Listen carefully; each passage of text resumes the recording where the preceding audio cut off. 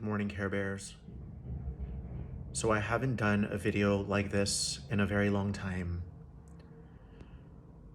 but I feel like it's my duty to drop in for a few moments and explain to you how programming of the mind works, how agendas that are being pushed function, how fear-mongering narratives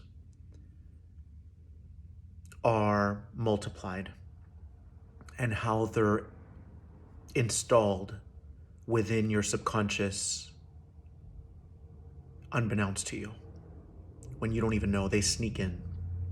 So if I were to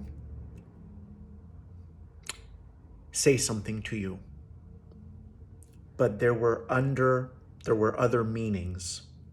So I was saying something to you like, hey, this is what I did today.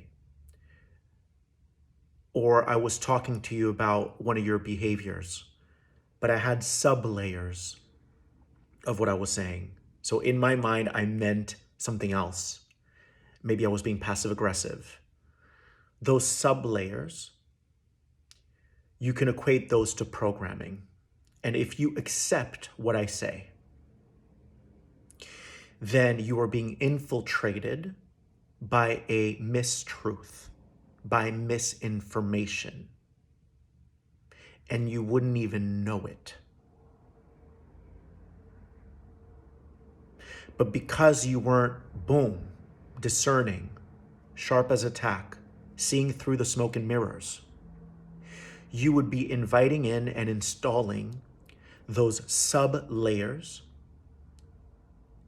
of what I didn't verbalize or vocalize and accepting that into your system. And again, you wouldn't even know it. These programs are like little snakes.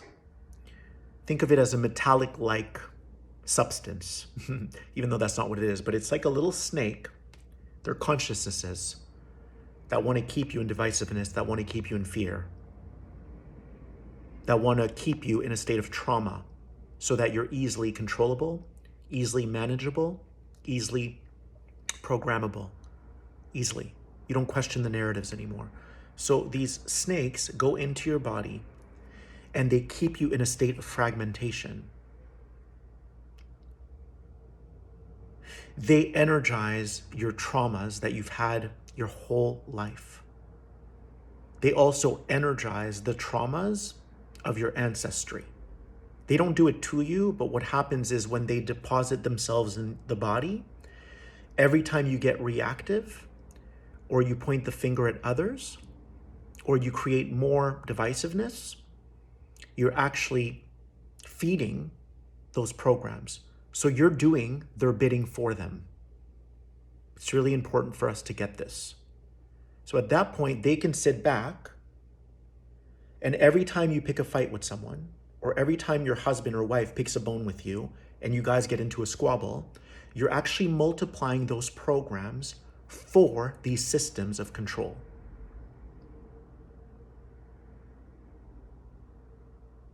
They sit back. You're doing the dirty work for them. So now imagine 8 billion humans who are completely clueless as to how programmed they've been, as to how infiltrated they've been by these fear-mongering agendas from this unspoken information. A lot of it isn't shared with you. A lot of it is sub-layers that you're accepting as your own. So you subscribe to mailing lists of fear without even knowing that you're subscribing to mailing lists of fear. So not only are humans, 8 billion humans, energizing these programs and multiplying them, they're multiplying every single unspoken layer of the program.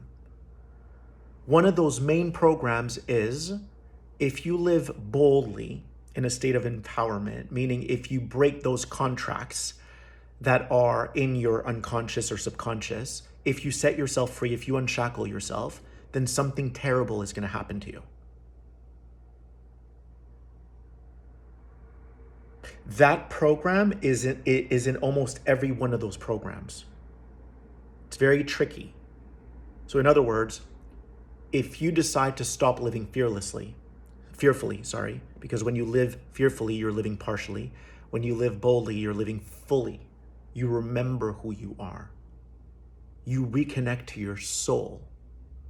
You don't identify with and as that personality that thinks she or he is right. You're not barking at other humans anymore.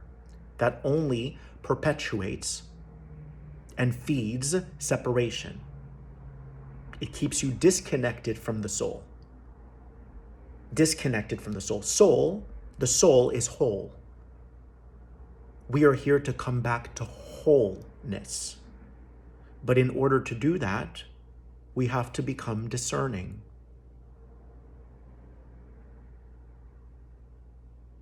We have to be psychically attuned to the unspoken so that we don't let it in.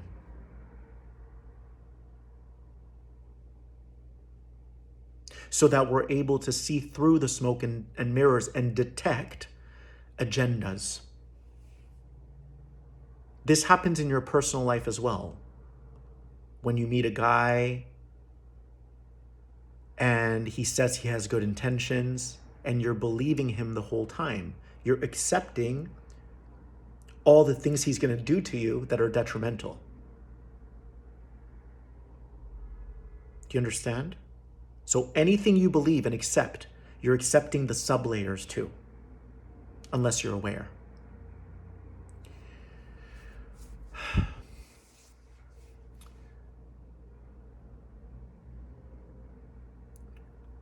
We don't want to blame these systems of control because we were all complicit to them.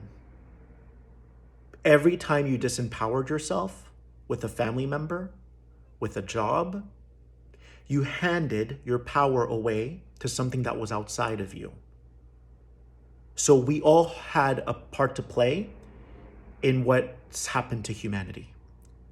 It's really important to take self-responsibility because we can't blame those control structures. Otherwise, we only feed the separation. We only feed victimhood. And these programs know that.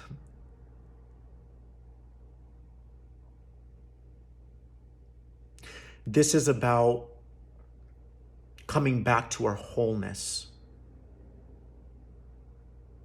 This is about rising above those waters of separation, where you think that you're the wave and someone else is a different wave, not realizing that you both belong to the ocean.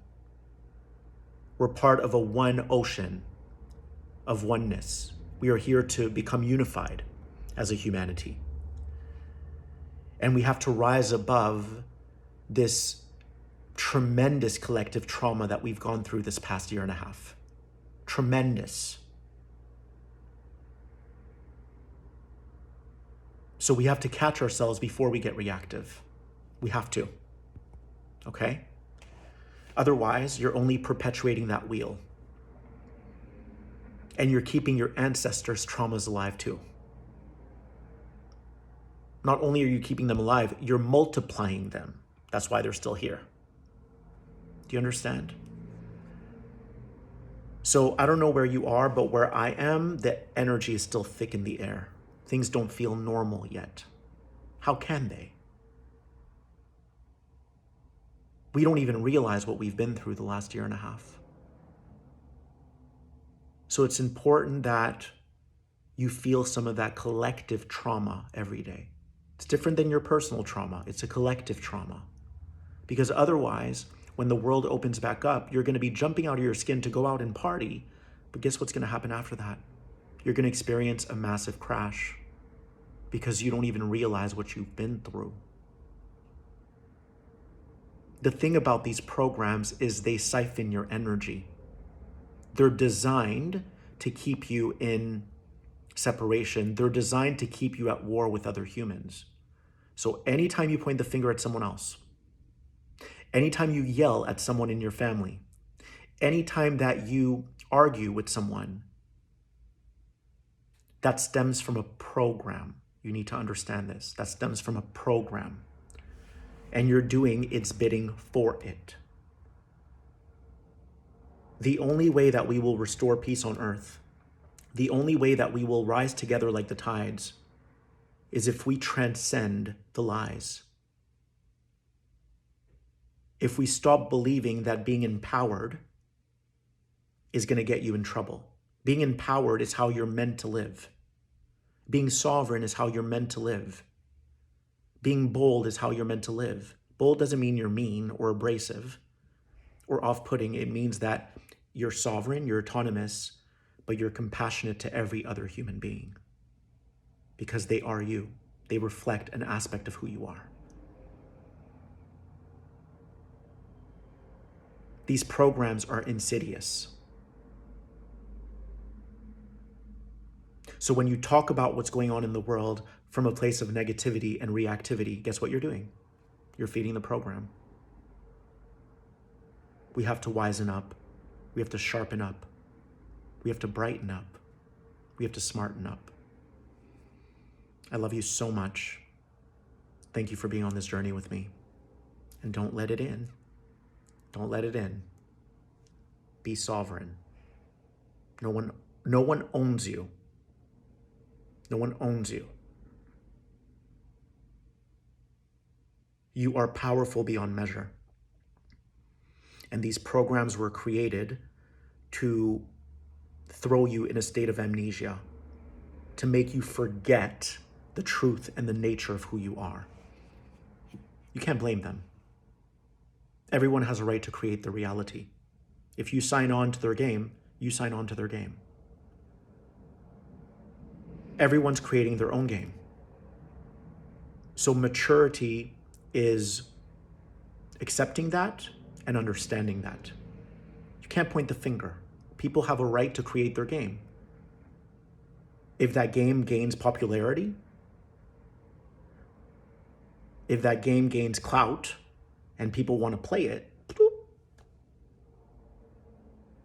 then they're going to be in that person's game. And they won't know the coding behind that game. You understand? They won't know those sub layers, that sub programming. They won't know it because they didn't design the game. So you've been in someone else's game. And it's time to create your own. How? Taking your power back. How? Refusing to live in a state of fear. How? Sharpening your discernment and saying no more. God created me to be a sovereign being. God doesn't do fear. God is not the author of worry. I was made in that image. And I will start living that way and dignifying myself, not abdicating my authority and my agency. You're a free agent. And if you think you're not, then that's programming convincing you otherwise. I love you.